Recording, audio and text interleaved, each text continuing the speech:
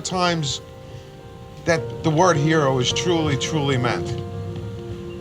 And when somebody is willing, who literally put their life at risk to save someone who they don't even know and end up losing their life, it makes you think there's still hope for mankind.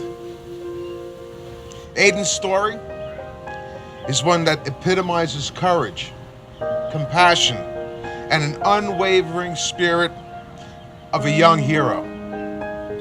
Behind this incredible young man stands a mother who has devoted her life to preventing the tragic loss of innocent lives to drowning accidents.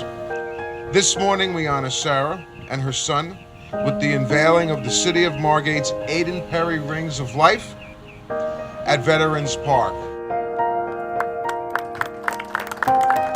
It wasn't until I lost my son that I realized there was this need.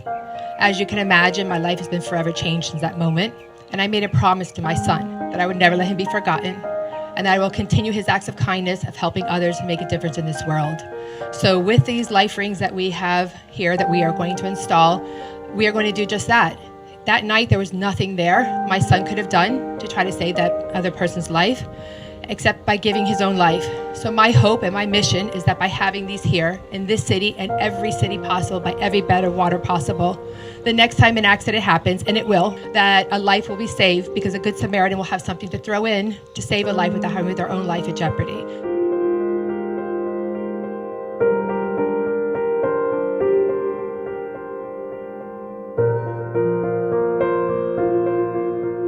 So we're here in Margate. We're at Legacy Park. It's one of 11 sites throughout the city of Margate that we're placing the Aden and Sarah Perry life rings. We have staff currently at the different locations, again in the north, central, and south part of Margate. And we're installing not only the signs and the brackets, but the life rings with the 50-foot rope. People call my son a hero, but he was my hero every day. This is who my son was. He was always helping people.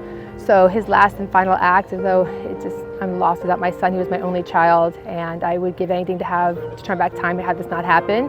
I just feel because of who he was and the acts that he did, I owe it to him to continue his works of kindness and to helping other people to make a difference in this world. And I truly feel it's what he would want me to do.